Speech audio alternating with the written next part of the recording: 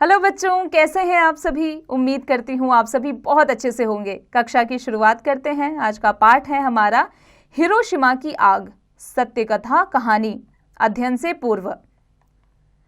बच्चों से उपरोक्त चित्रण के आधार पर टिप्पणी करवाएं कि आपदाएं कितनी तरह की होती हैं एवं सबसे अधिक प्रभावशाली कौन सी आपदा होती है जिसका परिणाम आने वाली कई पीढ़ियां झेलती है। कहानी का मूल तत्व, बच्चों में संवेदनशीलता व मानवता का विकास करना। उस दिन जापान के हिरोशिमा शहर का आसमान नीला और साफ था। सूरज चमक रहा था। लोग बसों और ट्राम कारों में बैठकर काम पर जा रहे थे। हिरोशिमा की सातों नदियां धीरे धीरे बह रही थी। गर्मी का मौसम था। सूरज की किरणें पानी की सतह पर थिरक रही थी। जापान के कई बड़े शहरों टोक्यो, ओसाका और नगायो पर हवाई हमले हो चुके थे। हिरोशिमा भी इन हमलों से बचा था। हिरोशिमा के लोग इस बात से खुश थे। वैसे उन्होंने हवाई हमलों से बचने के लिए जो कुछ संभव था वो तैयारियां की थी। आग ना फैले इसलिए पुरानी इमारतों को गिरा दिया गया था। सड़कों को भी चौड़ा कर दिया गया था। जगह जगह पर आग बुझाने के लिए पानी का प्रबंध किया गया था। बमबारी की स्थिति में लोगों के छिपने के लिए सुरक्षित स्थान बनाए गए थे। हर एक नागरिक अपने साथ हमेशा दवाइयों की एक छोटी थैली रखता था। घर से बाहर निकलते समय लोग बमबारी से बचने के लिए खास प्रकार के कवच और हेलमेट पहनते थे। माई 7 साल की थी और वह हिरोशिमा में अपने माता पिता के साथ रहती थी। कल ही उसका चचेरा भाई गांव से आया था। वह अपने साथ खेत की कुछ ताज़ी शकरकंदियां लाया था। माई अपने माता पिता के साथ सुबह सुबह शकरकंदियों का नाश्ता कर रही थी। माई को बड़ी भूख लग रही थी और शकरकंदियां उसे बहुत पसंद थी। तभी अचानक एक भयंकर हादसा हुआ। चारों ओर आंखों को चौंधा देने वाली बिजली कड़की। बिजली पहले नारंगी और फिर सफेद रंग की हो गई। ऐसा लगा जैसे हजारों बादलों से एक साथ बिजली गिरी हो। इस भयानक धक्के के प्रभाव से ऊंची ऊंची इमारतें कांपने लगी और ढहने लगी। इस प्रलय से कुछ क्षण पहले ही अमेरिकी वायुसेना के विमान इनोलागे ने हिरोशिमा के ऊपर उड़ान भरी थी। उसने ही एक विस्फोटक बम को गिराया था। यह कोई साधारण बम नहीं था, यह एटम बम था। बम का नाम B-29 विमान के चालकों ने लिटिल बॉय रखा था। लिटिल बॉय हिरोशिमा शहर पर 6 अगस्त 1945 को सुबह 8:15 पर गिरा। बम के विस्फोटक से धक्के से माई तुरंत बेहोश होकर गिर गई। कुछ घंटों बाद जब उसे होश आया तब चारों तरफ एकदम सन्नाटा था और आसमान का रंग काला स्याह हो गया था। शुरू में तो वह हिल भी नहीं पाई। वह सब और चीजों को जलता देखकर डर गई। फिर अंधेरे में कुछ दूरी पर उसे एक लाल रोशनी दिखाई पड़ी। कुछ देर बाद उसे माँ की आवाज़ सुनाई पड़ी। माँ उसे बुला रही थी। माई ने बड़ी मुश्किल से अपने ऊपर पड़े हुए लकड़ी के तख्ते को हटाया। तब तक माँ उसके पास दौड़ी हुई आई और उसने अपने गले से लगा लिया। हमें जल्दी करनी चाहिए, माँ ने कहा। देखो तुम्हारे पिता आग में कितनी बुरी तरह से फंसे हैं। कुछ देर तक तो माई और माँ आग का भयानक तांडव देखती रही और प्रार्थना करती रही। फिर माँ तेजी से लपटों में घुसी और पिता को सुरक्षित बाहर लाई।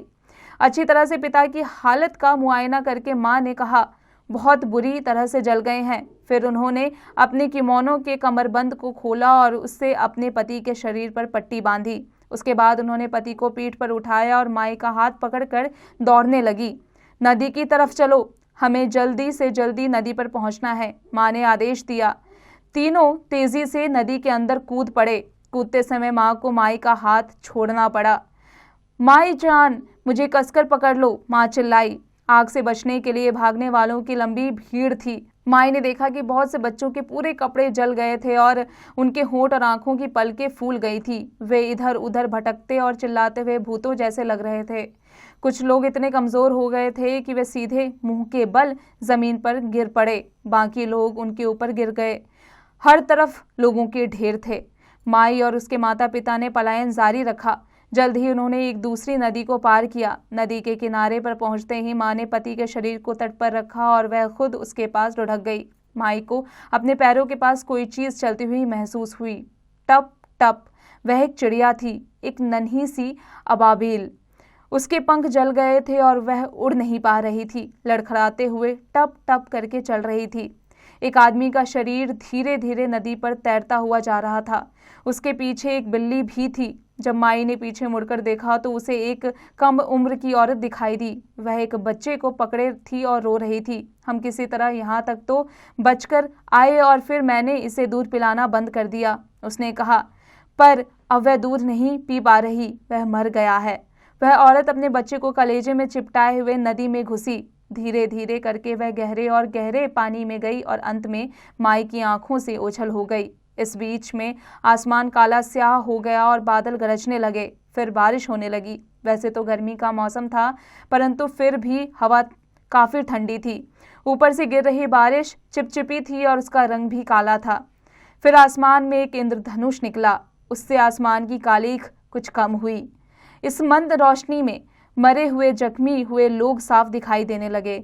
9 अगस्त 1945 के दिन, जिस समय माई और माँ अपने ध्वस्त शहर को देख रही थी, उसी वक्त जापान के एक अन्य शहर नागासाकी पर भी एटम बम गिराया गया। वहां भी हिरोशिमा की तरह ही हजारों की संख्या में लोग मरे और जो बचे उनका सारा घर बार तबाह हो गया। मरने वालों में केवल जापानी ही नहीं थे, इनमें अन्य देशों कोरिया, चीन, रूस, इंडोनेशिया और अमेरिका के लोग भी शामिल थे।